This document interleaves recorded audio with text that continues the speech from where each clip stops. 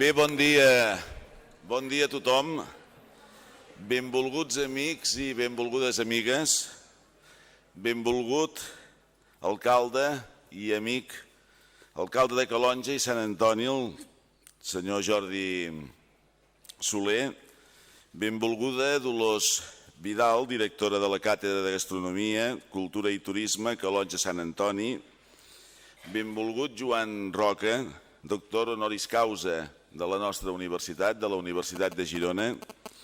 Bienvenido Gastón Acurio, cocinero peruano con una larga trayectoria en el ámbito de la mejora social a través de la gastronomía. Para la Universidad de Girona, hoy es un día de agradecimientos y reconocimientos. Agradecimientos al Ayuntamiento de Calonge Sant Antoni, que en la figura de su alcalde, el señor Jordi Soler, apostó decididamente e inequívocamente en la financiación de la Cátedra de Gastronomía, Cultura y Turismo, aportando anualmente 50.000 euros y 7 becas para másteres en el ámbito tanto de la gastronomía como de la alimentación. Agradecimientos, como no puede ser de otra manera también, a la amiga y doctora Dolors Vidal, directora de dicha cátedra. También a la Facultad de Turismo y en representación pues a su decano, al doctor Quim Majó. Muchas gracias por estar aquí. También a la directora y coordinadora del campus de agroalimentación, la doctora Carme Carretero. Muchísimas gracias también por estar en este acto.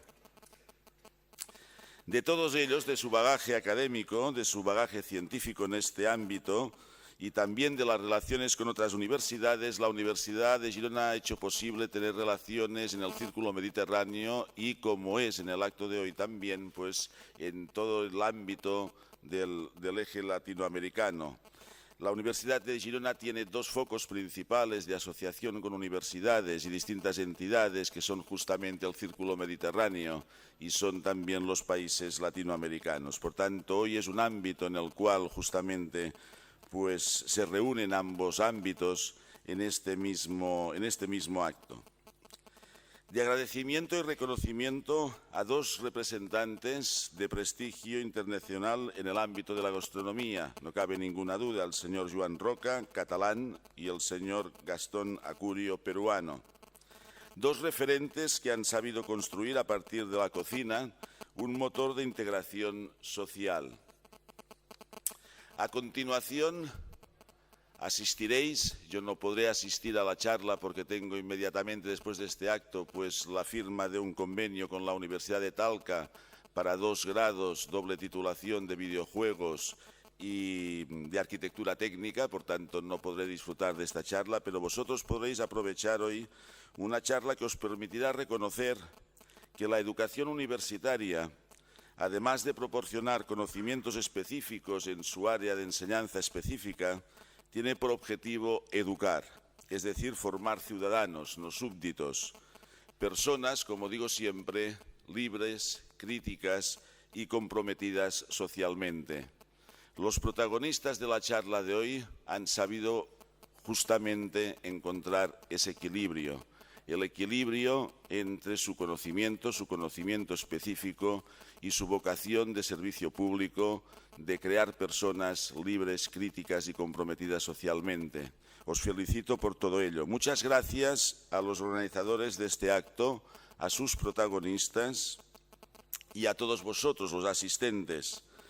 En este momento ya cedo la palabra al alcalde del Ayuntamiento de Calonge Sant Antoni, el amigo Jordi Soler, y espero que disfrutéis muchísimo de esta charla que de bien seguro será una charla muy interesante. Muchísimas gracias a todos y a todas.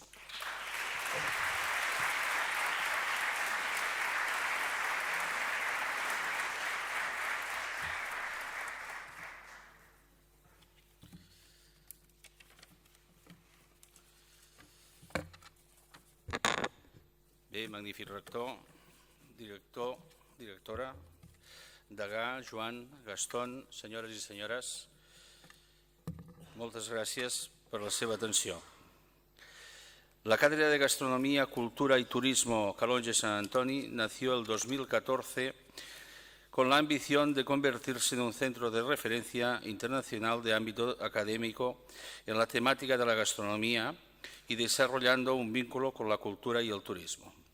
Por este motivo, el principal objetivo de la cátedra es la promoción de estudios que se solapen sobre los tres ejes de la gastronomía, la cultura y el turismo. Y también la difusión de este conocimiento tanto a un público especializado como a la ciudadanía en general.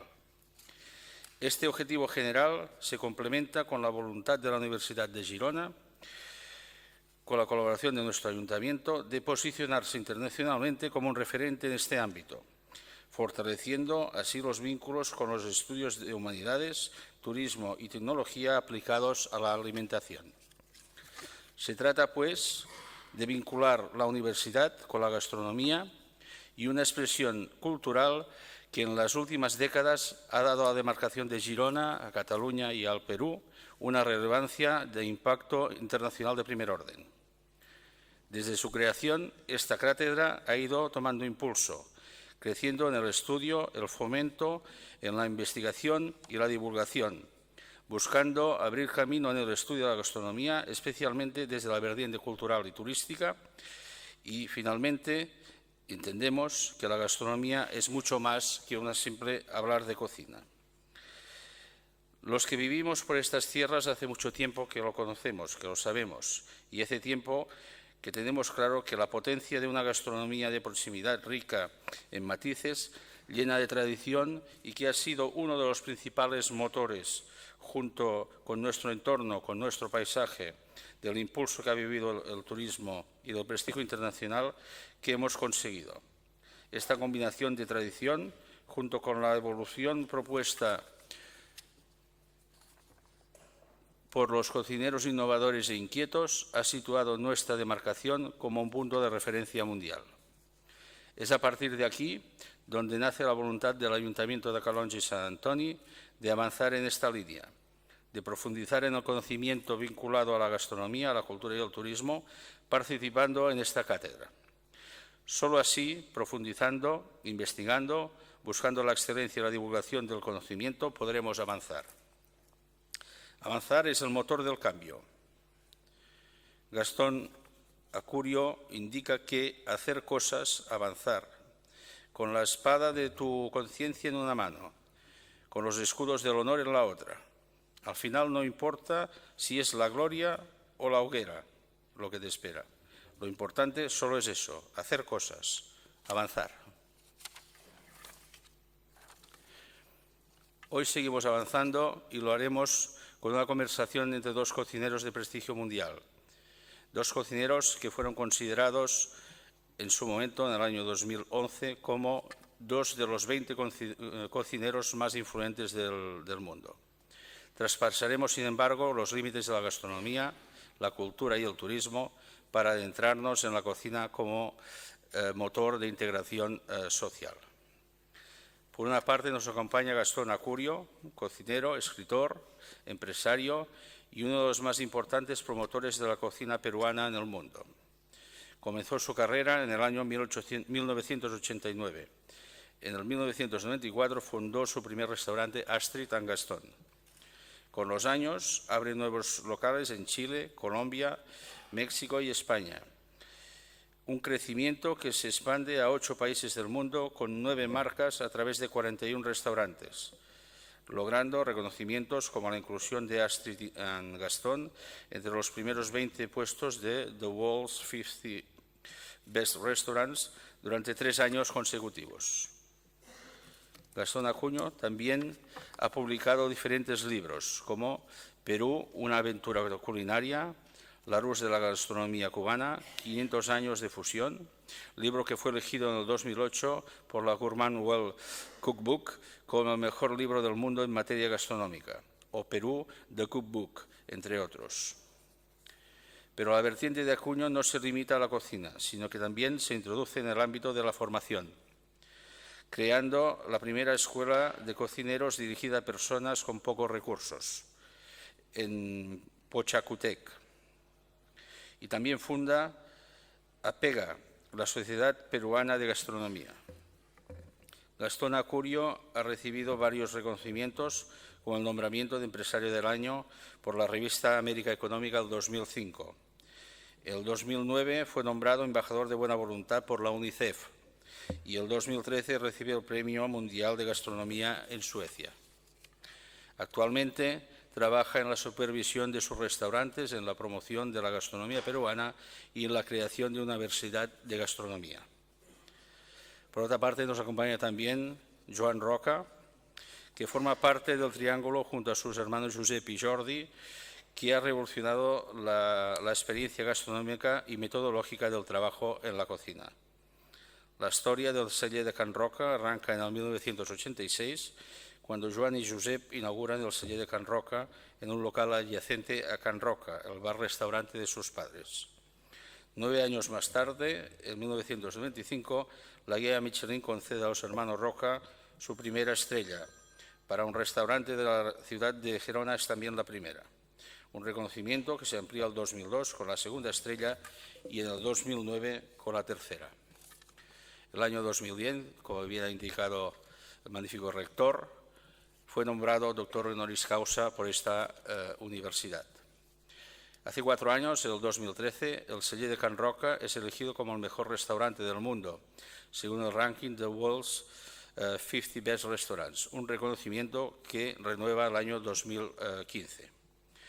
El pasado año, Joan, Josep y Jordi son nombrados embajadores de buena voluntad por el Programa de Desarrollo de la Organización de las Naciones Unidas. En resumen, hoy tenemos el placer de poder vivir en directo una conversación entre dos cocineros que destacan por su excelencia y su innovación, Joan Roca y Gastón Acurio. Una conversación que aportará una nueva visión de la cocina como motor de integración social y que seguro que nos ofrecerá una visión fresca, innovadora y nos hará seguro reflexionar. El escritor catalán de Palafrugell, Josep Pla, indicó que la cocina de un país es su paisaje puesto en la cazuela. Hoy tengo el honor de presentarles a los dos mejores paisajistas gastronómicos del mundo, Joan Roca y Gastón Acurio.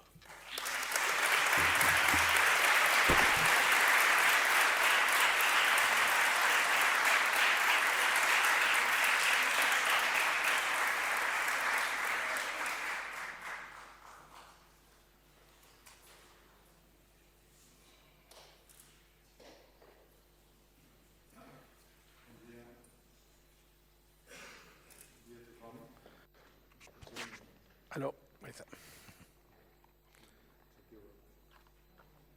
Bon dia a tothom, és un plaer estar aquí. Antes que nada, volver a darte las gracias, Gastón, por mover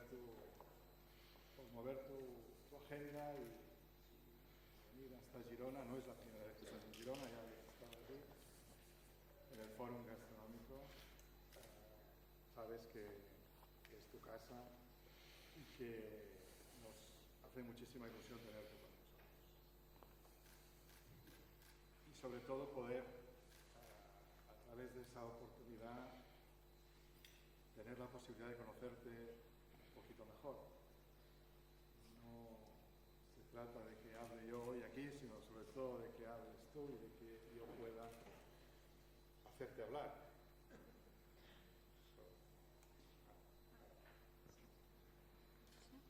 Ahora millor, sí? Está bien, sí, gracias. ¿Tú ya lo tienes enchufado? Sí. Y sabe más que yo. Como decía, gracias. Gracias, Gastón. Estamos en un ámbito académico, estamos en una escuela de turismo, en una cátedra de gastronomía. Y sería importante, quizá antes de entrar en materia, que nos contaras tu historia. Lo comentábamos justo antes de entrar. Gastón, su familia, a la Facultad de Derecho de la Universidad Complutense de Madrid en el año 87 para estudiar Derecho. Y me gustaría que que él contara cómo fue esto que pasó y cómo finalmente consiguió hacer de su pasión su profesión. Bueno, primero que nada, muchísimas gracias por invitarme, a todas las personas que hacen esta maravillosa experiencia.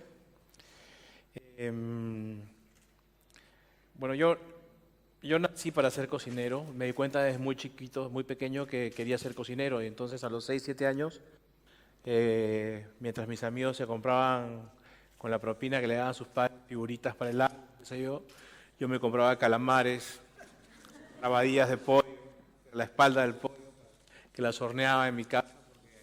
Tuve la suerte que en mi casa se comía horrible, entonces a mi madre no le gustaba cocinar, a mis hermanas tampoco, entonces eso fue, digamos, una oportunidad para hacerme mi comida. Y entonces yo me hacía mi comida en tiempos, estamos hablando de cuando yo era un niñito, eran los años 70 y era digamos, el protagonismo que tiene la cocina hoy día pública no lo tenía en ese momento, ¿no? Entonces, cuando les dije a mis padres que mi sueño era ser cocinero, casi les dio un infarto, ¿no? Porque ellos imaginaban que yo seguiría los pasos por lo menos de mi padre, que era un político muy reconocido en ese tiempo, y entonces me convencieron de que lo mío no era la cocina, era una afición, no era una profesión digna, entre comillas, y entonces en el año 87 Perú estaba muy mal porque Sendero Luminoso prácticamente había casi tomado por asalto la ciudad de Lima, y entonces deciden enviarme a Madrid a estudiar Derecho, cosa que hice el primer año muy bien, Derecho Romano, Derecho Político, Derecho Canónico, Derecho Natural, me memorizaba los folios, no sé si siguen haciendo eso ahora. El segundo año más o menos, y el tercer año, el primer día de clases me di cuenta que no iba a poder ni un día más, ¿no? Y entonces lo que hice fue, dejé la universidad y me matriculé en la facultad de hostelería, estudiar cocina, con el detalle que nunca le conté a mis padres, ¿no? Y estuve 3 años estudiando cocina sin que mi familia lo supiera, y cuando supuestamente regresó el abogado recién tuve que confesarle a mi familia que no era abogado sino que era cocinero. En ese momento obviamente fue un drama familiar, pero luego ya pude continuar mi camino y finalmente hacer realidad aquello para lo que había nacido, ¿no? Y entonces llegué a Francia. En ese momento Francia era, para la mayoría de cocineros en el mundo, la gran referencia para formarte en la alta cocina, en la gastronomía como la soñábamos, ¿no? En ese momento. Y entré en el mundo maravilloso de eso que hoy día es parte de mi vida diaria, ¿no? ¿Viste la Cordon Bleu en Sí, París? y claro, y ahí empezábamos a las 8 de la mañana, y me acuerdo que llegaba a las 8 de la mañana a la escuela, luego me iba para hacer las prácticas, entonces mi jornada empezaba a las 8 de la mañana y terminaba a las 2 de la mañana. De lunes a sábado, los domingos aprovechaba el día para ir a librerías, bibliotecas, no había internet, ¿no? Entonces, pero era, o sea, es un momento hermosísimo, ¿no? Claro, además era el momento de efervescencia todavía de la Nouvelle Cuisine francesa, todos de alguna manera. Sí, de hecho yo fui entrenado para ser un representante de la cultura francesa en el mundo, ¿no? Claro. Y este es un factor importantísimo porque cuando tú abres el primer Assiette Gaston en Perú, haces cocina francesa. Sí, el primer menú que lo tengo un poco escondido para que nadie lo vea, la carta era coq au vin, bœuf bourguignon, terrine de foie gras. Me siento un poco mejor cuando veo algunas cartas de la época en Barcelona y eran iguales. Entonces, es que este efecto, creo que todos de esta generación hemos tenido ese periplo de aprendizaje académico, técnico, profesional, que después lo hemos llevado cada uno a su ámbito. El Selle Can Roca, cuando empezó en el 86, también hacía cocina francesa, catalano-francesa, ¿no? Y por lo tanto hay un momento en que todos de alguna manera hacemos un clic. Quizá era más importante el que tú hiciste en Lima al darte cuenta de que tenías a tu alrededor una tradición gastronómica importante, potente, a la que había que prestar muchísima más atención, ¿no? Y cambiar el rumbo definitivamente de tu cocina y de tu restaurante, ¿no? Bueno, no fue un acto iluminado de un día para otro, en donde, Claro. ¿no? Fue un proceso Claro. Que no se explica solamente en el ámbito culinario, sino en el ámbito histórico, ¿no? Somos un país que de pronto durante miles de años tuvo un camino y de pronto se convirtió durante 300 años en una colonia, ¿no? Y quienes forjaron la independencia hicieron una independencia política, pero no emocional ni cultural. Pues, siguieron tratando de mantener sus privilegios, de negar un poco el pasado histórico y tratar de imitar la estética y la belleza europea como patrón de éxito y de progreso y de reconocimiento, ¿no? Entonces, había este ingrediente que era mucho más difícil de romper y que afortunadamente en el momento en que me tocó vivir mi restaurante, en donde el mundo se conecta, aparece el internet, el reconocimiento de un mundo diverso se hace más evidente, y la posibilidad de que el Perú vuelva a tener una vitrina a través de una pantalla y que la gente lo descubra y se enamore, nos ayudó a romper con esta historia de cientos de años en donde incapaces de reconocer en nuestra cultura, en nuestra identidad y en nuestra diversidad cultural la gran oportunidad, pudimos finalmente abrazarla, ¿no? Abrazarla y convertirla en lo que es hoy día. Yo cuando era un adolescente, el Perú tenía uno de los niveles de autoestima en su identidad más bajos de toda América Latina, ¿no? Y hoy día es el más alto, pero por lejos, ¿no? Ya exageradamente, digamos, ¿no? Que genera otro tipo de problemas, pero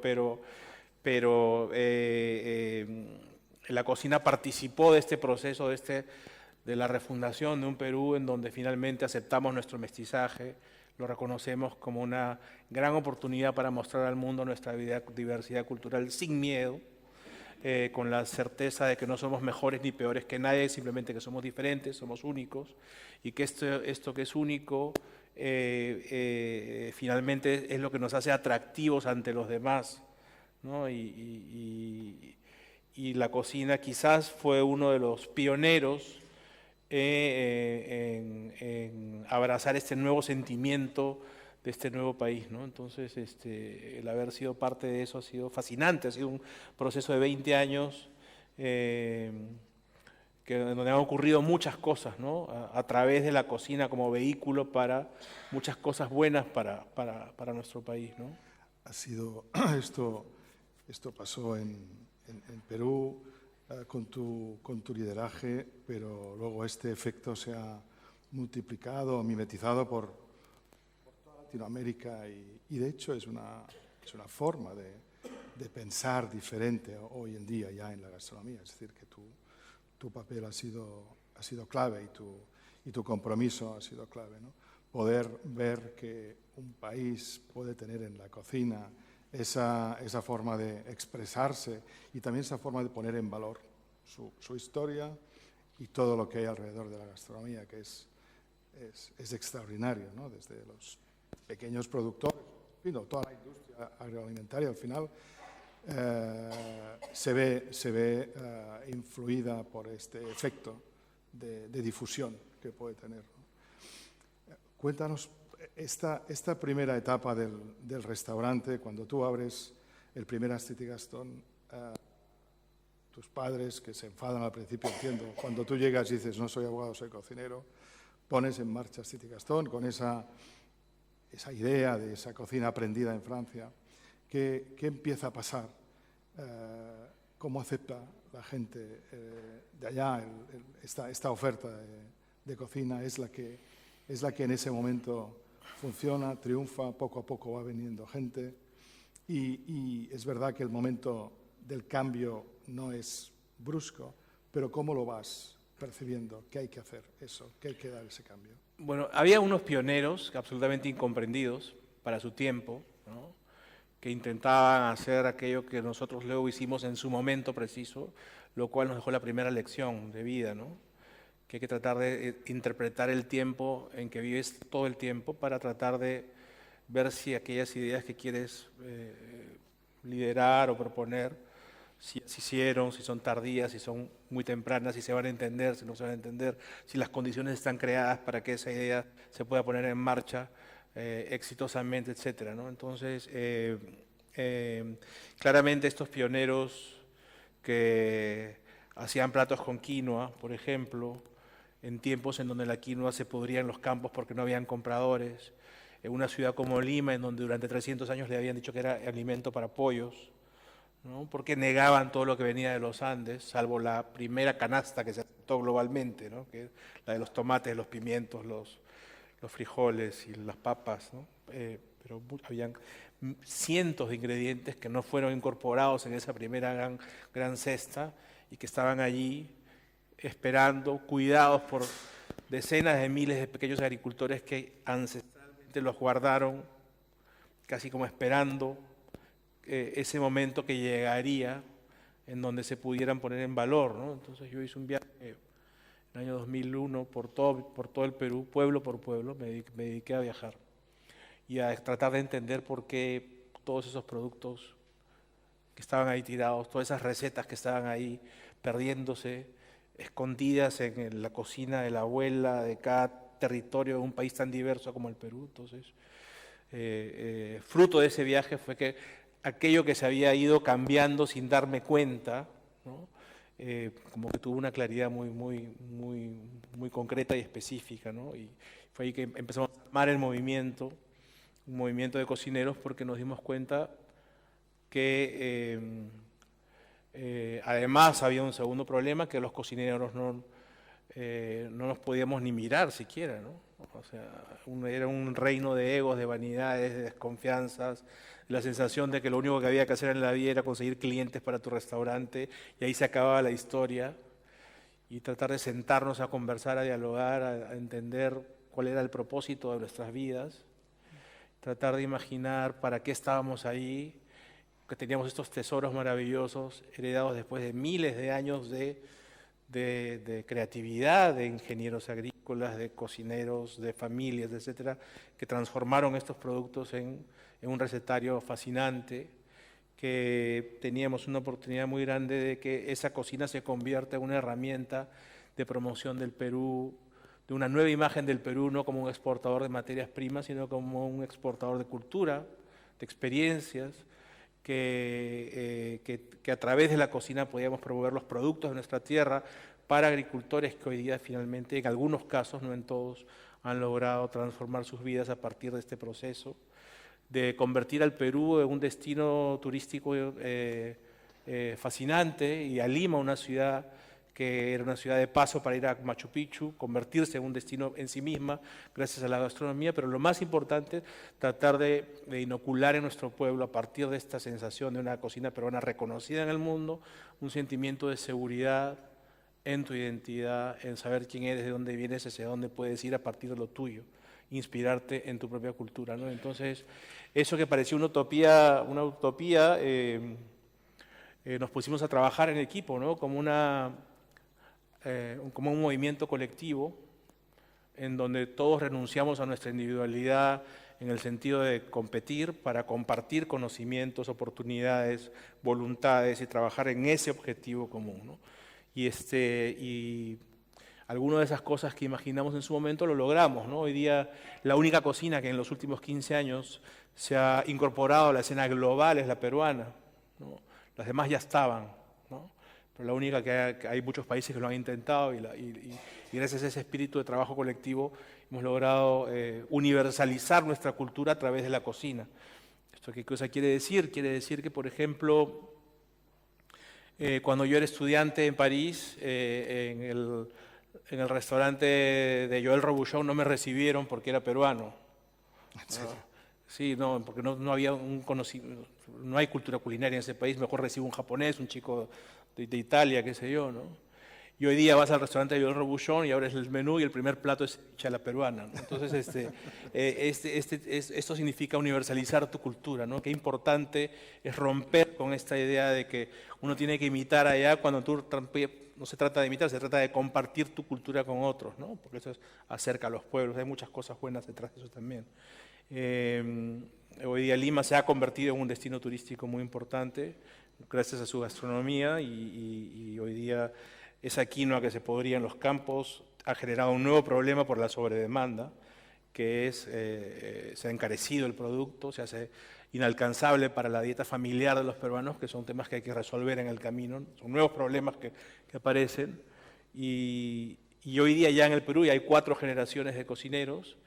Yo pertenezco a la generación que está entre los 45 y los 50 años, la generación de la que me sigue, que está en el terreno de la creatividad superando lo que intentamos hacer, que son los chicos que tienen 30, 35, 38 años, Virgilio Martínez, Mitsuharu Sumura. Hay una generación de 25 a 30 años que son chicos que están fundando sus restaurantes, como yo lo hice con mi esposa en el año 94, o son jefes de cocina en todo el mundo. Y están los chicos que están estudiando y preparándose para superar. Entonces el gran desafío que tenemos nosotros es cómo hacemos para que los que vienen detrás hagan un mejor trabajo que hacemos nosotros. Y de eso se trata ahora, en eso estamos en este momento, ¿no? Muy bien. Yo recuerdo la primera vez que fui a Lima, me invitaste tú a participar en Mistura. Mistura es un congreso gastronómico de referencia a nivel internacional.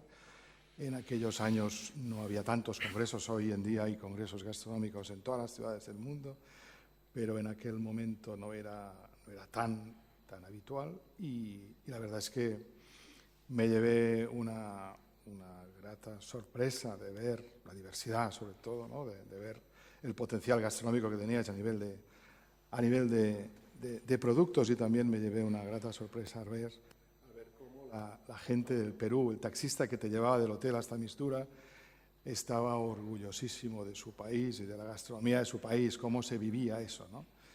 Y eso realmente fue revelador de que ahí estaba pasando algo importante. Creo que era los primeros años de Mistura, 2007. Sí, ser, ¿no? El primero. Fue exacto, el primer Mistura. Y sigue Mistura, sigue haciendo una labor de difusión importantísima. Yo creo que la clave de esta revolución, obviamente, está en esa diversidad, en esa cultura. Pero la clave también está en ti. O sea, tú eres el responsable máximo de que todo esto haya pasado. Y lo es porque no solamente tienes la capacidad de liderar, sino también de compartir. Tú me decías algunas veces que lo importante en un colectivo de cocineros era hablar bien de los demás, poner en valor lo que están haciendo los demás, hacer que todo el mundo se sienta valorado en un colectivo. Era la forma de evitar quizá lo que en aquel momento pasaba en Francia, donde los cocineros entre unos y otros no se llevaban bien, cada uno creía que era más importante que el otro y eso no ayudaba a poner en valor una gastronomía y un nuevo modelo que estaba empezando a resurgir. Así que creo que la clave fue precisamente esta forma de liderar con generosidad, ¿no? Que la generosidad probablemente es un elemento vinculado también a la cocina, ¿no? Cocinero es generoso por sistema, está en su ADN, en su tiempo, en encontrar los mejores productos posibles y también en compartir los protagonismos, ¿no? La clave probablemente y la lección que habéis dado al mundo en el Perú es de que esas generaciones os lleváis bien. Hay una buena relación y hay una forma de expresar al mundo lo que tenéis y lo que estáis haciendo conjuntamente, ¿no? La pandilla Leche de Tigre, ¿no? Es un grupo de cocineros que vais por el mundo contando y cocinando el Perú, ¿no? Sí. Bueno, tú lo has dicho, ¿no? La cocina es los ingredientes de la cocina se nutren del amor, ¿no? Del amor de la abuela, del amor de madre, del amor de la familia. Es ahí donde nosotros pertenecemos a la actividad del turismo, sin duda, de la gastronomía, pero principalmente pertenecemos a la actividad de la alimentación, ¿no? que activa múltiples actividades, ¿no? La agricultura, la pesca, la salud pública, la cultura, ¿no? La empresa, la industria, tantas cosas, ¿no? Entonces, a veces nos confundimos y creemos que esto que en nuestra cocina debe seguir los designios del amor, ¿no? De la memoria que uno tiene guardada, atesorada y por la cual cocinas, digamos, ¿no? Te confundes en el camino y crees que de lo que se trata es de competir, de ser mejor que otro y entonces de lo que se trata es de recuperar todo el tiempo, recordar todo el tiempo esa voz que te dice si tú has nacido para ser cocinero, tu trabajo es hacer felices a los demás cada día y punto, ¿no? Y eso significa no solamente con un plato, sino a quien le compras, a quien formas, a quien promueves, o sea, digamos, siempre a veces me quedaba un poco desconcertado cuando escuchaba a alguien con regocijo decir, oye, qué bien te va y mira, el otro restaurante estaba vacío. Oye, eso para mí me rompía el corazón porque yo sé lo que significa un cocinero que no recibe público, ¿no? Y entonces eso no puede ser para ningún motivo de alegría, sino todo lo contrario, y su principal esfuerzo es hacer cómo lograr para que vayan también comensales a ese restaurante de un colega tuyo que no tiene los clientes que tú sí tienes, ¿no? Son cosas que parecieran extrañas en otro mundo empresarial, pero en el caso de nosotros los cocineros debemos actuar de esa manera. La buena noticia es que si uno actúa de esa manera, solamente cosas buenas te pueden ocurrir a ti también, porque forma parte de un crecimiento colectivo, y el crecimiento colectivo hace crecer a todos. Si tú creces, yo crezco, si te va mal, me va mal. Yo soy igual, para nosotros es igual de importante que una ciudad como Barcelona, por ejemplo, en donde hay buenos restaurantes, hay tantos restaurantes peruanos, todos lo hagan bien, porque si uno lo hace mal y alguien come en ese restaurante y lo hace mal, va a pensar que toda la cocina peruana es mala y entonces termina perjudicando a todos, ¿no? Entonces, y viceversa, si a todos les va bien, hay una sensación de que es algo que es bonito, que funciona, etcétera, ¿no? Entonces, al menos en el caso de nosotros nos ha funcionado muy bien una filosofía que tratamos de inocular a los más jóvenes todo el tiempo, ¿no? Que cuanto más arriba estás, más tienes que devolver, más tienes que asumir responsabilidades, liderazgo para que todos vayan creciendo contigo, saber dar un paso al costado en el momento que tienes que darlo para que otros vengan, que están esperando ahí, que quieren tener el protagonismo que tú tienes, que se sienten preparados para hacerlo y es el momento de salir para que otros sigan avanzando y que la historia continúe, ¿no? En este momento yo personalmente creo que más allá de que ser peruano o no, los cocineros, de hecho estamos aquí, estamos unidos en una comunidad que nuestro trabajo consiste en tratar de fortalecer esa unidad en los cocineros más jóvenes, porque la cocina se vuelve cada vez más importante. La gente está volviendo a cocinar un poco en casa, de una manera distinta, pero están empezando a cocinar en casa nuevamente. El retorno del valor del artesano, del pequeño productor, del lechero, del carnicero, del frutero, se siente que puede ser una herramienta muy buena y muy importante. Y del oficio. De desarrollo personal, de bienestar, de fraternidad, de paz. El hecho de poder tener un restaurante catalán en Lima, un restaurante peruano en Gerona, es una manera de unir a dos pueblos que pueden estar geográficamente lejanos, pero que aprenden a amarse y a quererse a través de la cocina, ¿no? Y esto en un mundo donde algunos construyen muros es muy importante, ¿no? El poder tener la suerte, mi sueño es ese, de poder abrir la puerta de mi casa y que hay un restaurante en cada país del mundo enfrente de mi casa, ¿no? Y que yo pueda disfrutar del mundo en mi vecindario, ¿no? Y que esto me nos acerque como pueblos, ¿no? Entonces, los cocineros podemos realmente ser buenos soldados de cosas buenas en los años que se vienen, que no son tan fáciles, ¿no? Esa es la clave, ¿no? El cocinero en la sociedad actual. ¿Qué papel debemos jugar, sobre todo en la medida en que es verdad que recientemente se nos escucha, nuestro trabajo trasciende los muros del restaurante, o nuestra capacidad de influencia trasciende de las paredes del restaurante y sale fuera y va más allá? ¿Dónde crees que debe estar ese papel? ¿Cuál crees que debe ser el papel del cocinero en la sociedad? Yo creo que el papel del cocinero en la sociedad tiene que definirlo el propio cocinero, ¿no? Hay una serie de principios y valores que uno los puede practicar sin salir de su cocina, ¿no? Tratando, y que son coherentes con el actuar de un cocinero en la sociedad, en cualquier lugar, ¿no? Que es consciente de que cada vez que decide hacer un plato tiene un impacto, ¿no?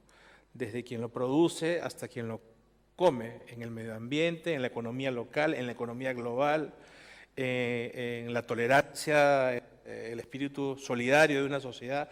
Todo eso puede ocurrir, y esto lo puedes hacer de una manera anónima, que también está muy bien, en tu propio restaurante. Y hay otros que tienen más espíritu activista, más capacidad de comunicarse con el público, una necesidad de expresarlo, que no los hace más importantes o menos importantes, ni a uno ni a otro, simplemente que se lo expresan de una manera diferente, ¿no? Entonces, a veces uno cree que quien habla más es más importante, y no es así, sino al revés. Incluso quien habla más tiene que ser mucho más coherente dentro de su propio restaurante para ponerse cada vez vallas mucho más altas, ¿no? Yo, por ejemplo, en el año 2018, yo obligaba a los chicos que trabajan en mis restaurantes en Lima, tengo una cadena que se llama Tanta, que tiene, en 2 años va a tener como 20 locales solamente en Lima. Y como meta les he obligado que en cada local tengan proveedores diferentes. ¿Tengan proveedores? Proveedores entonces, que en este local el de los helados sea uno vecino, y el de acá el panadero sea el otro, y el otro, y el otro, y el otro, para ser coherentes con este objetivo de que por lo menos el 90% de lo que compramos provenga de alguien que tiene una historia que contar, alguien que se puede beneficiar, etcétera, etcétera, ¿no? Que sean estacionales, etcétera. O sea, entonces, el rol creo que ya está escrito, el de un cocinero comprometido con su sociedad, ¿no? Lo que sí tengo absolutamente claro es que un cocinero activista que hace política desde la cocina, desde su cocina, cada vez que decide qué comprar, qué cocinar, no puede confundirse en el camino y creer que su rol de la cocina trasciende la cocina y que puede jugar a ser un político, ¿no? Eso sería un gravísimo error, porque sería confundir la gran fortaleza, la gran oportunidad que tiene un cocinero, que es que a través de la cocina hacer política de la buena, ¿no? Clarísimo. Muy interesante. Explícanos, por favor. Tienes varios modelos de restaurante, eres un emprendedor, y nos gustaría que nos contaras brevemente o describieras brevemente los modelos de restaurante que has ido impulsando y cuáles son las diferencias entre ellos. Un poco porque en este ámbito de estudiantes de turismo, donde esa parte empresarial y de emprendeduría también es interesante. ¿Cómo has construido un poco tu estructura empresarial y esos modelos diferentes de negocio? ¿Cómo son? Yo soy limeño, y Lima es una de las ciudades más multiculturales del planeta. Y no en el sentido de comunidades que se han instalado, como puede ser Nueva York, que están todas las comunidades del mundo, sino en el sentido más profundo del término, del mestizaje, ¿no? Yo tengo hijos, yo tengo amigos cuyos padres su madre es italiana, su padre es árabe, otro que su padre es chino, su madre es japonesa, el otro que su madre es andina, y el otro y su padre es de Cataluña. Y eso es eso es Lima, fundada en amores que originalmente eran imposibles y prohibidos, ¿no? Los padres de un chico de padres genoveses se oponía rotundamente a que se case con el hijo del peluquero japonés que trabajaba en la esquina, y sin embargo se escapaban y fundaban las familias que hoy día forman parte de esta Lima multicultural, que en la cocina se ha expresado de diversas maneras, y esa manera de expresarse, que es este encuentro de un esposo de origen japonés que tiene una manera de comer su pescado crudo, y el de la familia que tiene otra manera de comer su pescado crudo, y que finalmente se juntan y dan vida a la cocina Nikkei, y dan vida al chifa, y dan vida a la comida criolla, y dan vida a las cocinas regionales, en sí misma es una oportunidad para conceptualizarlo y convertirlo en una experiencia que sueña y aspira a ser global, y que así como un día nos dijeron que habían restaurantes de hamburguesas, hoy día soñar que pueden haber restaurantes, cevicherías por el mundo, ¿no? Y entonces, bajo esa premisa, que es absolutamente coherente con este espíritu de universalizar mi cultura para liberar este sentimiento escondido por siglos, es que diseñamos experiencias que se convierten en conceptos, en restaurantes, en marcas, cuya ilusión en un momento era universalizar. Habiendo logrado esto y que ya tiene un camino trazado, nuestro trabajo hoy día es otro, es democratizar. Todas las experiencias que hemos hecho de alguna manera eran costosas para un sector muy importante en mi país, y estamos haciendo hoy día tres conceptos, uno muy exitoso que ya está funcionando, el otro lo hacemos dentro de 3 semanas, y el que viene a final de año, de conceptos de la mayor calidad posible, con la experiencia más bonita posible, en el espacio más hermoso posible, al precio más bajo posible, de manera que puedan vivir la experiencia de la mar, pero al 10% del valor, renunciando probablemente a los lujos que significa una langosta, o a espacios de 500 o 600 o 700 metros cuadrados por espacios de 100 metros cuadrados, a cartas de 100 platos para cartas de 15 platos, pero con el mismo espíritu de calidad, de excelencia, pero para que llegue a muchas personas que hoy día nos ven con una barrera que ya no es solamente económica ni cultural, porque antes uno iba a un gran restaurante si tenías el dinero para hacerlo, y si no, no te enterabas qué ocurría ahí dentro. Hoy día con internet puedes saber lo que pasa dentro de un gran restaurante y te provoca ir, ¿no? Y entonces tenemos un deber de democratizar nuestro trabajo. Y esto que parte de una necesidad real de responder ante su sociedad con el trabajo que vienes haciendo, termina siendo además una gran oportunidad para tus accionistas, porque es una manera fascinante de poder crecer con conceptos muy democráticos que se pueden replicar con mucha más facilidad dentro del Perú y fuera del Perú, en un mundo en donde, por ejemplo, en Londres el metro cuadrado es imposible, y entonces termina siendo un gana-gana para todos, ¿no? Para quien produce, para quien va a comer y para quien invierte, ¿no? Entonces, ese es el trabajo que me toca ahora, porque, digamos, ya el ceviche ya está vendido, ¿no? Ahora hay que pensar qué hacemos, ¿no? ¿Qué hacemos?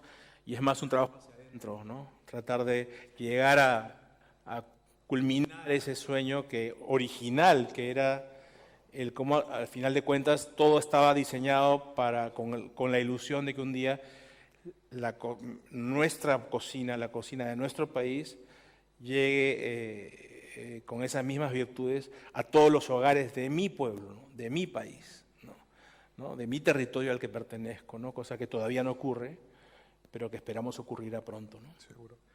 Pero lo que estás definiendo como concepto de negocio probablemente también sea una fórmula de futuro para jóvenes emprendedores que quieren poner su propio negocio, con todas las dificultades obviamente que hay en todos los lugares. No es fácil en ningún país poner en marcha un proyecto, un restaurante, pero has definido un poco lo que quizá puede ser, ¿no? Ese punto de partida, ¿no?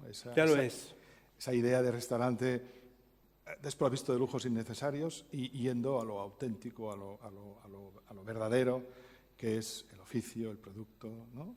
Quizá sea, no sé, cómo tú alentarías a jóvenes a poner en marcha un proyecto y ¿qué les dirías? ¿Qué consejo les darías? Creo que nunca ha sido tan fácil como ahora de poder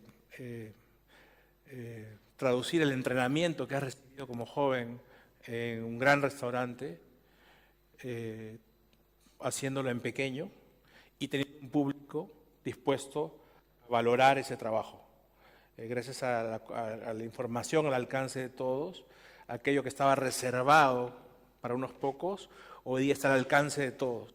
Y entonces esto hace que alguien ya no necesite tener 1 millón de euros o 2 millones de euros para hacer un gran restaurante, porque es como te entrenaron y es lo que necesitabas hacer en un mismo entorno. Ahora puedes hacer un food truck, en un carro de comida, porque vas a encontrar un público que también está mirando esto, pero no tiene el presupuesto para ir al gran restaurante, pero sí va a valorar esta experiencia en este pequeño territorio. Y por eso es que se está tan de moda comer en los mercados, y por eso está tan de moda la comida, la street food en la calle, y por eso es que cada vez va a ser más sencillo que a un chico joven que tenga el talento, las ganas, el entrenamiento y la claridad para poder hacer la propuesta correcta en el lugar correcto, en el momento correcto, pueda tener éxito y empezar un camino que lo ayude a liberarse del principal problema que existe hoy día, que es la impaciencia, ¿no? El estrés que te genera al ver tanto éxito y tantos cocineros y tantas cosas todo el tiempo, y esta sensación de que no lo vas a poder lograr o que lo quieres lograr mañana, ¿no? Y se pierde un poco este proceso que hemos vivido nosotros de la formación lenta, ¿no? Del artesano, ¿no? Y que quieren dar el salto muy rápido, ¿no? Entonces es parte de nuestro trabajo es explicar, tratar de volver a recuperar el amor por el aprendizaje, ¿no? El aprendizaje, el del maestro, ¿no? Sí. El que bebes durante un tiempo razonable, aquello que él aprendió durante muchos años, ¿no? Claro. Es la clave, justo, porque es verdad que en el momento que vivimos todo corre tan deprisa, todo va tan rápido, todo el mundo sabe todo el mundo puede vivir virtualmente una experiencia en un gran restaurante, y sobre todo lo que genera es el interés o la inquietud por probar eso. Quizá no es necesario que esté en ese marco, pero eso puede estar a pie de calle en un chico que ha estado formado en una gran escuela de cocina, con un gran conocimiento técnico y académico, con una experiencia en un gran restaurante, con un gran conocimiento del oficio, y lo puede estar haciendo en cualquier lugar, en cualquier rincón, con 4 mesas, con 2 taburetes, con una silla o en un food truck. Este es el... Y va a haber un público listo para ir. Claro, para ir, un público cada sin vez... esperar un gran Claro. espacio, ¿no? Cada vez mayor y con más conocimiento, probablemente con más criterio, porque hay más conocimiento, y sobre todo con ganas de conocer y de vivir, ¿no? Probablemente es el momento de la historia en que más se toma en serio la gastronomía. Por eso es tan importante esa responsabilidad de los cocineros, al margen de ese día a día, de esa puesta en marcha de proyectos individuales de la gente joven. Por eso es tan importante probablemente ese foco que está puesto sobre las cocinas, que tienen relevancia para que con lo que hagan, ya no con lo que digan, porque estoy totalmente de acuerdo contigo en que hay que ir cada vez más midiendo bien lo que decimos, pero es muy importante lo que hacemos, ¿no? Y lo que hacemos tiene que ver con ese día a día, con esa coherencia y esa lógica aplicada a lo que tú crees que tiene que ser, qué compras, por qué lo compras, qué cocinas y cómo lo cocinas, ¿no? Por lo tanto, yo creo que la clave está ahora en ver hasta dónde todo esto puede llegar e intentar que nosotros, en la medida en que podemos participar en premios gastronómicos, impulsar iniciativas renovadoras, impulsar iniciativas de gente que probablemente no tengan una difusión, que su trabajo no sea conocido, pero que están ahí haciendo cosas, hace poco se puso en marcha un premio en el Basque Culinary Center en San Sebastián, donde precisamente hay una dotación económica importante para poner en valor pequeñas o grandes iniciativas transformadoras que realmente puedan ayudar a que la cocina, en tanto que una herramienta útil, pueda llegar a transformar, pueda llegar a ayudar y pueda hacer que esta sociedad, a través de la cocina, pueda ver nuevos horizontes. Muchísimas gracias, Gastón. Yo lo que ahora quisiera, ya que tenemos aquí a tanta gente escuchándonos, que sean ellos los que nos pregunten cosas, o que pregunten sobre todo cosas a Gastón. Abrimos entonces un turno de palabra para ver quién tiene alguna pregunta o alguna inquietud.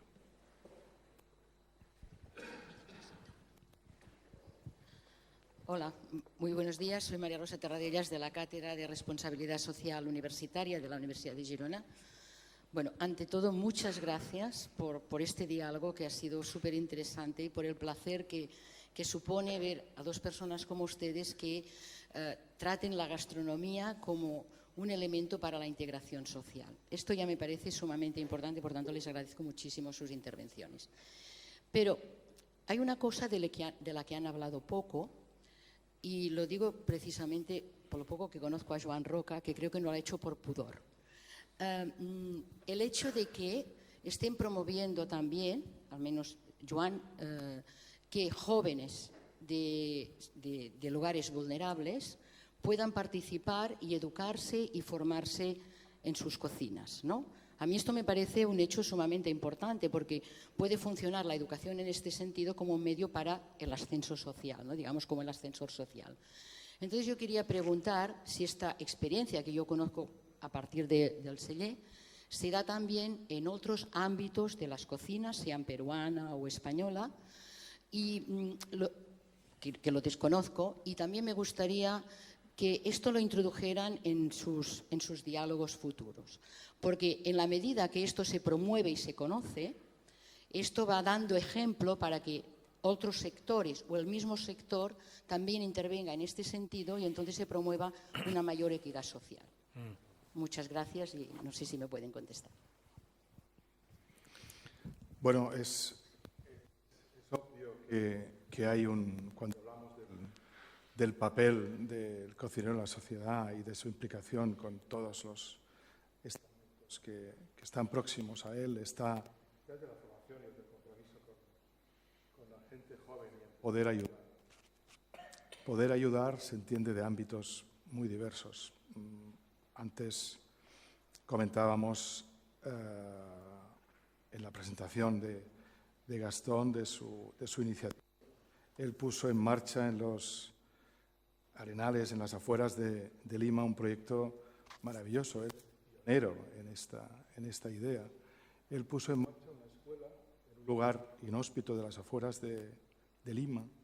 Tardamos una hora en ir desde el centro de Lima hasta el lugar donde está Pachacútec. Pachacútec es una escuela para los chicos de un entorno absolutamente desfavorecido, en los que se les da la oportunidad de aprender un oficio, el de cocinero, y después tener la posibilidad de entrar en una sociedad competitiva y compleja como lo son todas las de todos los lugares, ¿no? Entonces, esa iniciativa de Pachacútec es la que ha inspirado a muchos de nosotros a darnos cuenta de lo importante que es poder ir a esos lugares cuando hemos hecho las giras por diferentes países del mundo.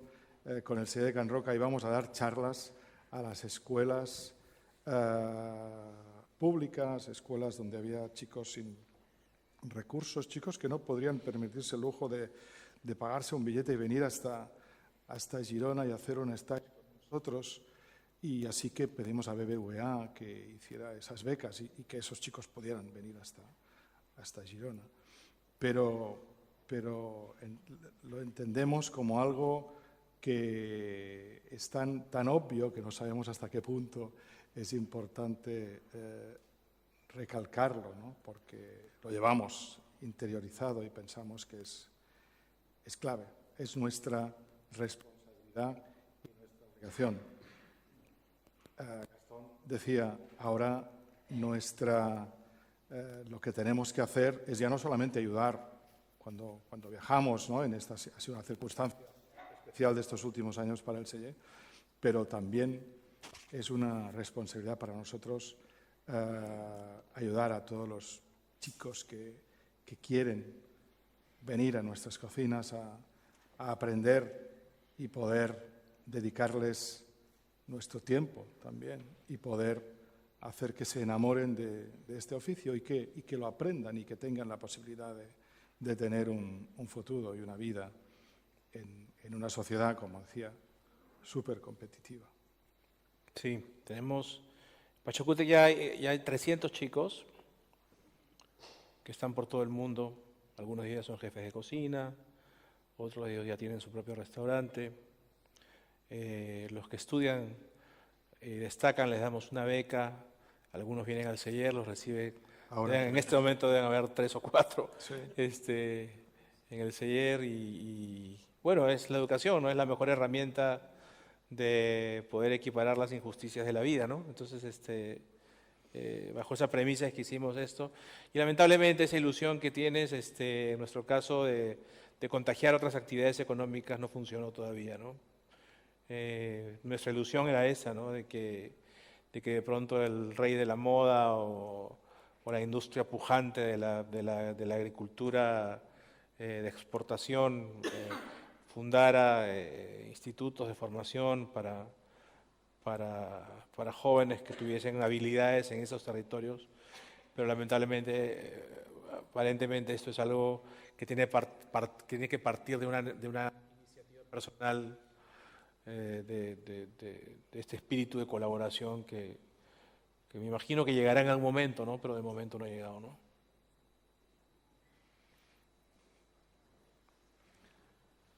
Es verdad que en estas iniciativas muchas veces conviene que las administraciones colaboren o entiendan o den recursos. O sea, no es fácil.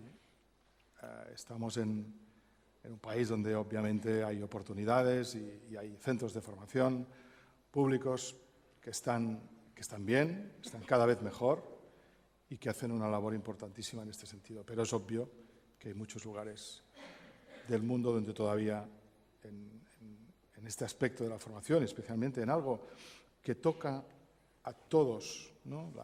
La cocina es algo en lo que mucha gente puede encontrar una forma de ganarse la vida y de tener un lugar en la sociedad. Así que todavía hay muchísimo trabajo por hacer en este sentido.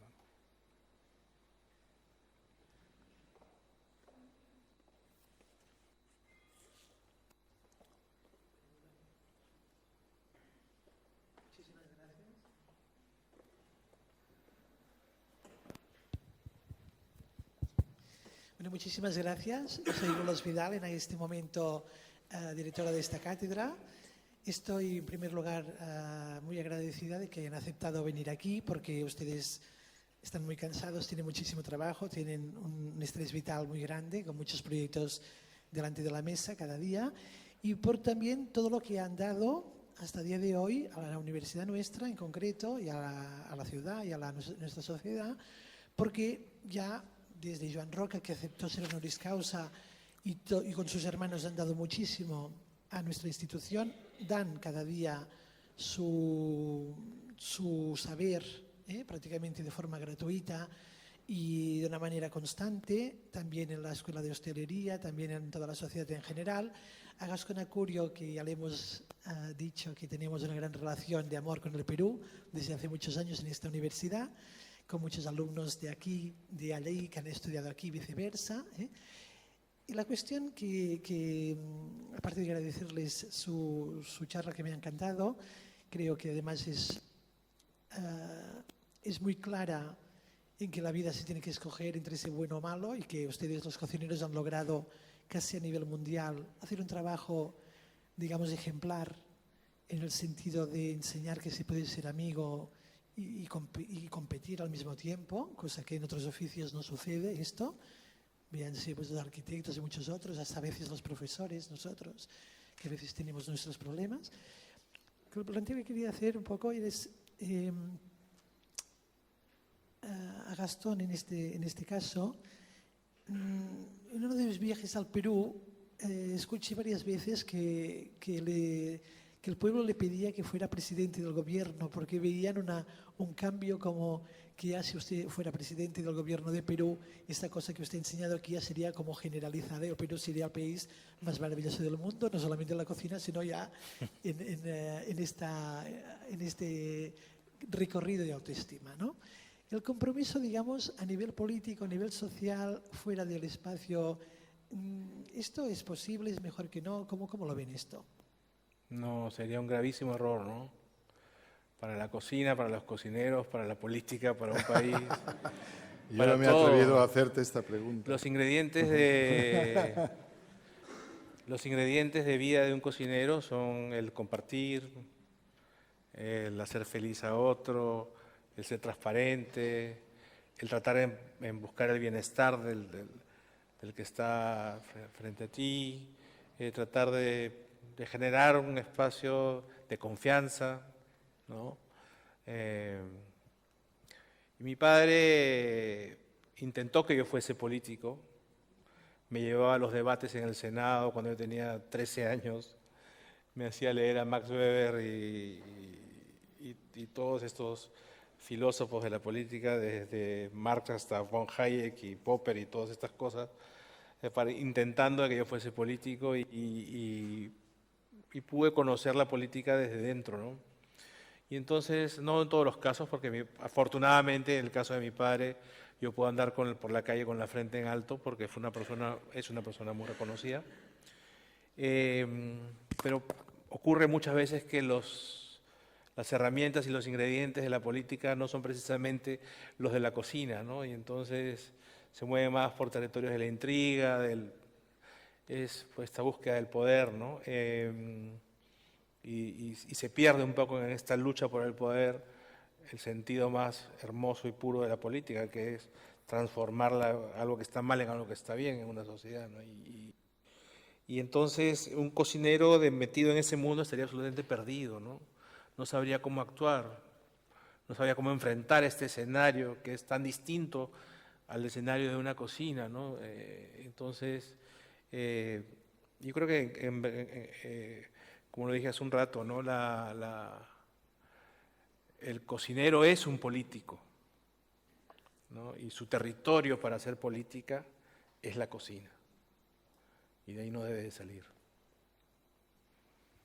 Yo estaba desayunando en Lima una vez contigo y creo que con Ferran. Estábamos leyendo el periódico y ese día la noticia, la portada era, no sé si era un 25 o un 30% de la población de Perú cree que Gastón debería ser presidente. Esto lo estábamos leyendo juntos una mañana desayunado, ¿te acuerdas?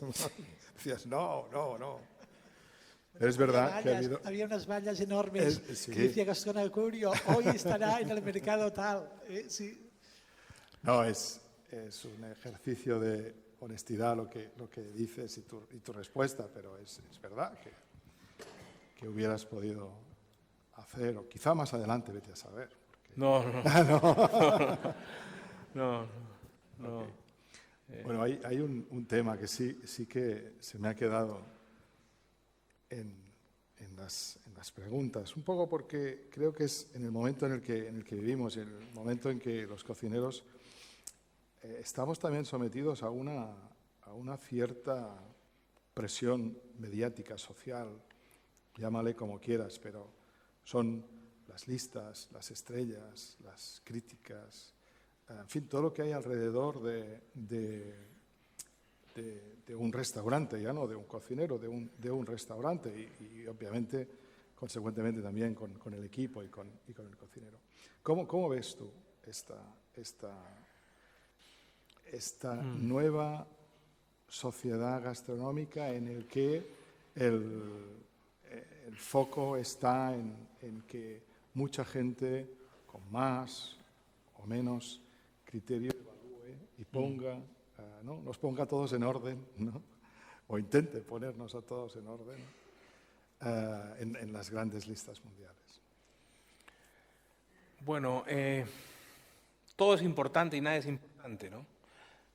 Todo tiene una importancia y cumple una función, ¿no? En el caso, por ejemplo, de las listas de 50 Best, para el Perú ha sido extremadamente importante, porque finalmente ha puesto en valor la diversidad culinaria del mundo y es una lista que reconoce territorios que hasta antes de esa lista no eran reconocidos desde el punto de vista gastronómico, en la alta cocina, ¿no? Y entonces el poder tener en esa lista representantes de América Latina, cerca de representantes de Europa o de Estados Unidos o de Asia, de alguna manera hace justicia de un mundo diverso, en donde todos, a partir de su cultura, pueden tener un reconocimiento internacional y eso generar una serie de consecuencias positivas para el territorio al que representas, ¿no?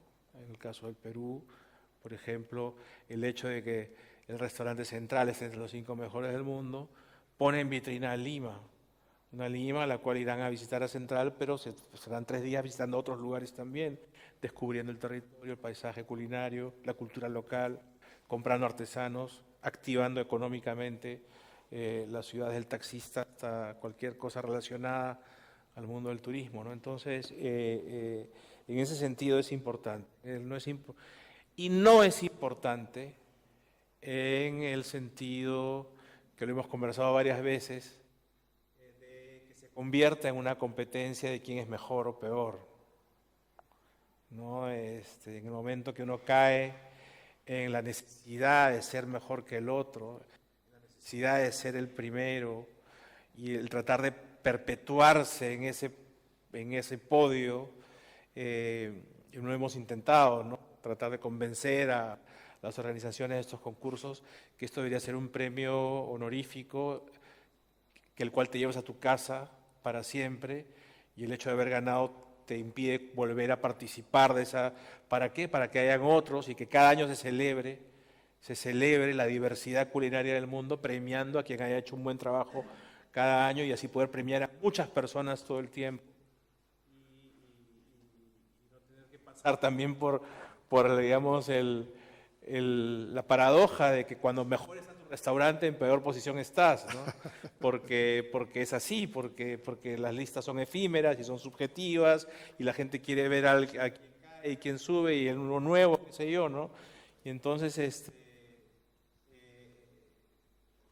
muy importante no renunciar al sueño de que tu territorio esté representado en esa lista, ¿no? O en estas listas o en estos concursos, pero también es muy importante entender que eso no puede ser el sentido de tu vida como cocinero, porque el sentido de tu vida como cocinero es compartir, ¿no? Y celebrar la amistad, y celebrar el amor, y celebrar y hacer felices a los demás, ¿no? Y entonces, si te dejas atrapar por ese sentimiento de competitividad extrema, de vanidad, puedes caer en la oscuridad, ¿no? Y pasas de una vida muy bonita a una vida estresante, que te envejece, que te vuelve oscuro, ¿no? Como el señor de la película de Ratatouille, ¿no? Así, no sé, hay que tener mucho cuidado con eso también, ¿no? Entonces, por eso hay que poner en la balanza, ¿no? Es verdad que lo hemos hablado nosotros, pero es importante compartirlo porque es verdad que conviene de este tema concretamente hacer un poco de pedagogía, porque es un fenómeno nuevo, ¿no? Es algo que en gastronomía no existía antes. Yo recuerdo los años en que tener, sobre todo aquí en Europa, poco a poco Michelin va a ir a diferentes ciudades de de Latinoamérica y pronto seguro que habrá una Michelin también en Lima, ¿no? Pero fíjate la diferencia respecto a 50 Best. Estábamos en una época en que Michelin era, bueno, era una especie de valor, ¿no? Compartido, donde todo el mundo más o menos sabía qué representaba tener 1, 2 o 3 estrellas Michelin. Y cuando ya nos habíamos acostumbrado a eso, ¿no? Y sabías que si llegabas a tener 3, bueno, estabas en el Olimpo gastronómico, y que Michelin es más conservadora en ese sentido y podías estar ahí un tiempo si no hacías ninguna locura y si no la liabas mucho, podías mantener las 3 estrellas. Michelin está pensada para que esas estrellas se mantengan, ¿no? Y las puedas tener un tiempo, o por lo menos sabes qué tienes que hacer para seguir manteniéndolas y qué no debes hacer para perderlas, más o menos, ¿eh? Tampoco es una norma escrita, pero sí intuida. En cambio, de repente entramos en un nuevo paradigma, en un nuevo mundo donde las listas empiezan a revolucionarlo todo y, como bien dices, hay que saber entender qué es lo que hay que hacer ahí y no tomártela muy en serio. Esto aquí conocen bien cómo pensamos y cómo lo vemos y lo hemos compartido, pero no está de más hablarlo y sobre todo que lo digas tú, que es... Sobre todo que no es importante explicar que no se necesita estar en esa lista. Exacto. Para tener éxito y es. reconocimiento. Que uno puede tener mucho éxito desde el punto de vista empresarial, por ejemplo, sin tener que estar en esa lista, teniendo un concepto maravilloso, delicioso, que le toque el corazón a muchas personas. Claro. Eso es, como consecuencia de eso, tengas un éxito empresarial y además un reconocimiento, puedes tener un gran reconocimiento social en tu entorno, teniendo un pequeño rincón de un solo plato maravilloso por el cual la gente hace cola y se siente feliz de poder disfrutarlo cada día, ¿no? Entonces, esto es también muy importante explicarlo, ¿no? Que eso es una herramienta más para algunas cosas buenas y es todo, ¿no? Y es una herramienta que al final, cuando tienes esa visibilidad gracias a esta lista, esa visibilidad afecta mucho más y es más importante para tu territorio, para tu ciudad, que para el propio restaurante, al que probablemente le genere un colapso terrible, muchas veces difícil de gestionar, pero quien realmente se beneficia de esas primeras posiciones, de esa visibilidad en la lista, es el ¿Y cómo manejas Hubo un momento, ¿no, César, que ya lo cambié, ¿no? Pero de pronto el restaurante se desvinculó de mi territorio por estar en esa lista. Y claro, un día para otro miré a mi alrededor y no había ni un cliente de mi ciudad. Exacto. Todos eran de otros lados. Claro. Entonces dices, y este restaurante está aquí, ¿y dónde están las personas aquí? No, ya lo cambiamos, ¿no? Pero ya encontramos la fórmula, pero sí, nosotros tuvimos que tener cuidado con esto, precisamente porque ese riesgo existía. También tuvimos a tiempo de poderlo reorganizar el sistema de reservas. Ahora mismo hay un 40% de cliente local y un 20% del resto de España y un 40% de cliente extranjero. Más o menos es una cosa equitativa que permite poder,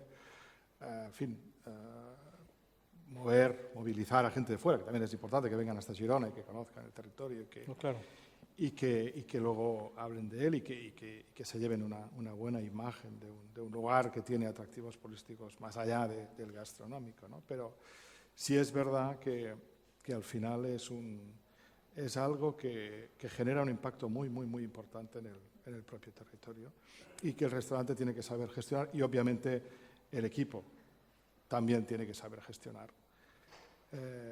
Gastón lo comentaba, nosotros conjuntamente y por separado de diferentes estrategias hemos intentado que los organizadores de estas grandes listas cuando un restaurante llegue al número 1, nos saquen de ahí, nos hagan desaparecer y nos pongan en un cuadro de honor o no, o simplemente para dejar también pasar, para que más restaurantes puedan tener esa oportunidad y vivan esa experiencia maravillosa de tener un reconocimiento extraordinario que nunca antes se había experimentado en el mundo de la gastronomía. Es verdad que es importante, es verdad que lo importante en cualquier proyecto es que tú estés bien, que tú seas feliz haciendo lo que te gusta. Este es el éxito de verdad, ciertamente.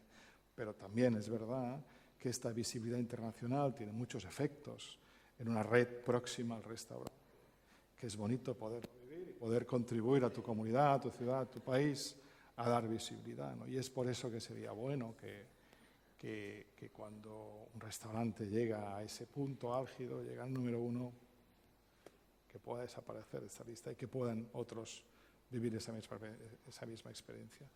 Pero no nos han hecho caso, no nos hacen caso. Hace tiempo que estamos ahí intentando, así que... ¿Hay algo más? Yo quisiera hacer una... Sí.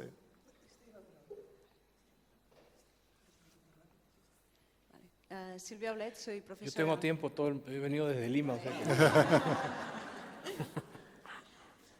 Soy profesora de la Facultad de Turismo y colaboro con la cátedra. En primer lugar, pues muchas gracias por este diálogo tan inspirador y por esa generosidad.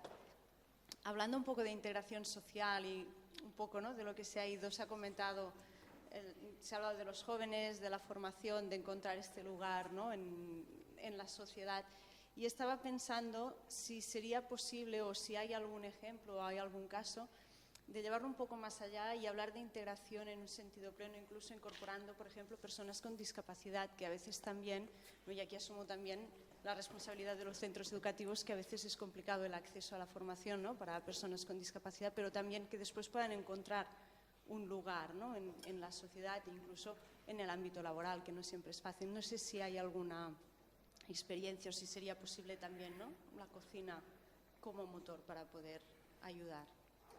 Yo tengo un programa dentro de la organización que pertenezco, que existen diferentes posiciones en un restaurante, ¿no? El cajero, por ejemplo, la persona del almacén. Pero siempre me entra como una desazón cuando imagino el escenario en donde alguna persona con una discapacidad sueña con ser camarero, ¿no? Y no por mi falta de ganas de que lo haga o por mi miedo a que no lo haga de una forma diferente, sino por mi temor a este cliente que puede llegar a ser despiadado, ¿no? Y generarle, en vez de algo bueno, algo malo a su vida. Entonces, hasta ahora no he encontrado la fórmula de cómo podemos hacer que todas las posiciones dentro de este mundo tan bonito encuentren receptividad a las personas con algún tipo de discapacidad en la cocina o en el servicio de sal, anfitrión, ¿no? No encuentro todavía, no tengo una respuesta, salvo lo que hacemos, que es en las posiciones en donde están protegidos, digamos, de cualquier amenaza que afecte su vida, ¿no? Sí, nosotros tenemos incorporada gente con discapacidad e intentamos, pues, sí, que participen del equipo. Están contratados con nosotros, lleva Ferran creo que 3 años y forma parte del equipo de sala, pero obviamente está en esta parte de la preparación previa del servicio. Hay toda una serie de tareas y de mecánicas que son importantísimas en un restaurante como el nuestro y que las hace impecablemente y que está feliz trabajando con nosotros y que por lo tanto, creo que debemos encontrar el perfil, ¿no?, el perfil profesional, pero es obvio que existe. En nuestra casa lo hemos encontrado, lo hemos incorporado y está con total normalidad en una estructura ya montada en el que hay, pues, con personas trabajando, donde cabe la posibilidad de que haya gente que pueda hacer su vida profesional con nosotros. Sí. Una pregunta, María Ángeles Pujols, estudiante de máster en la UDG. La pregunta iría para Gastón. En este caso se ha hablado de éxitos, de listas, de reconocimientos, un poco también de territorio y de turismo. Estamos en Girona, la Costa Brava y también en el país Cataluña, con todos los actos que está llevando la marca Cataluña y con la experiencia que tiene usted, en este caso en Perú, con la marca Perú y el liderazgo, embajador, el concepto del ceviche.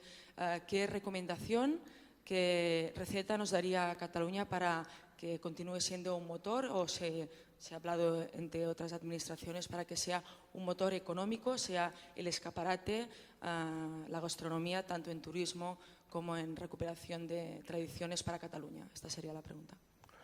Gracias. La gastronomía, como una actividad importante del turismo, basa su razón de ser, digamos, en que sea una actividad sostenible. Cuando hablamos de sostenible, no es sostenible ambientalmente, ¿no?, que es como suele referirse a la sostenibilidad, sino que sea sostenible culturalmente, económicamente, socialmente y ambientalmente, ¿no? Sostenible culturalmente significa que el progreso que pueda traer el turismo, los visitantes que puedan venir a un territorio, no afecte la identidad local, ni la cultura local, ni el modo de vivir de la localidad, sino que puedan encontrar un punto de equilibrio entre ambas, entre todo lo bueno que trae el turismo y la vida cotidiana de las personas del territorio. Y no hay mejor manera para eso que poner en valor justamente las actividades de las personas que habitan un territorio como el gran atractivo del turista que viene a visitar. Antes, el turismo, en algunos casos, era construir guetos en un territorio, importando la cultura propia de ese resort o paraíso, entre comillas, y cerrándole filas a un territorio alrededor que tenía múltiples opciones y oportunidades para mostrarse, ponerse en valor ante el visitante, y se hacía lo contrario, ¿no? Esto afortunadamente ha cambiado. La gente viaja a descubrir la cultura local, los productos locales, las personas, etcétera. Entonces, las condiciones están dadas para que ese turismo sostenible culturalmente sea cada vez mejor, más armonioso, más pacífico, más fraterno, ¿no? Socialmente, que como consecuencia de eso, que sea un turismo sostenible socialmente, es decir, que la presencia de los visitantes que vienen a un territorio deje un impacto positivo económicamente en la vida de las personas del territorio, que producen una serie de cosas, y que se democratice y que llegue desde el que produce un queso hasta quien te provee un servicio, ¿no? Social y económicamente, y que nadie se sienta ajeno a los beneficios que puede traer esta actividad, que nadie se sienta fuera de la película, ¿no? Y ambientalmente, sin duda, ¿no? Que todo es organizado de una manera, recursos se puedan asegurar para las generaciones futuras, ¿no? Entonces,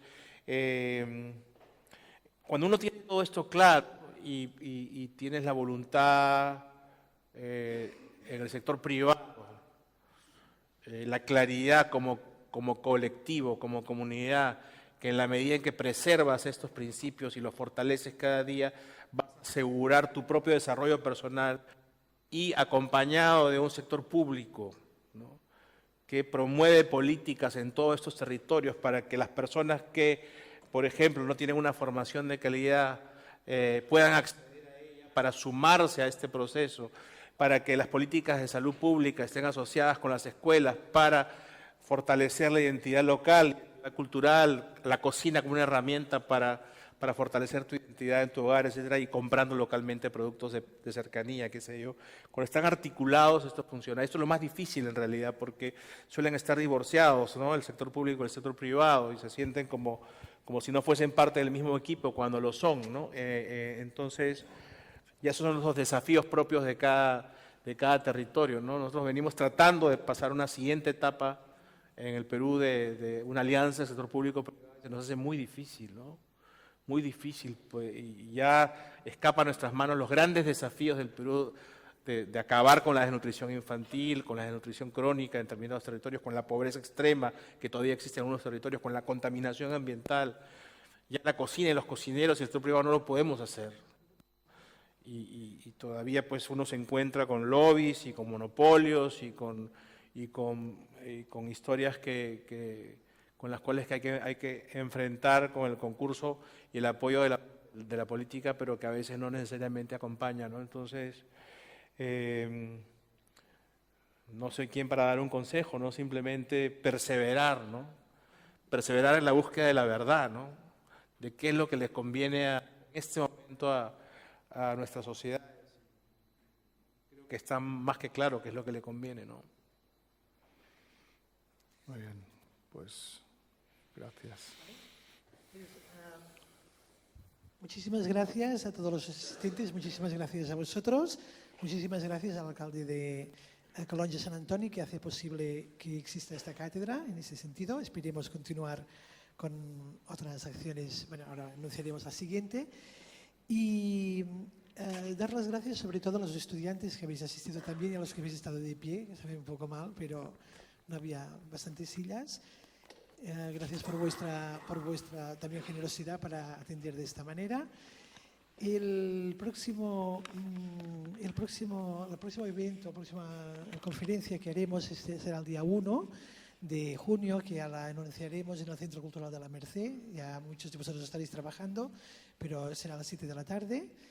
Haremos una charla con Ferran Adrià y después más adelante haremos otras cosas relacionadas con la arquitectura, la cultura y de las 3 patas de esta cátedra, gastronomía, cultura y turismo. Intentaremos pues dar un poco de posibilidades a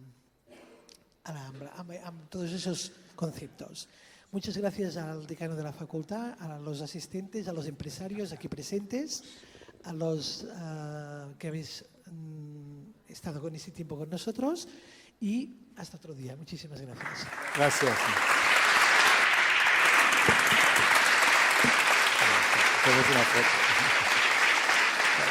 Bajamos un poco.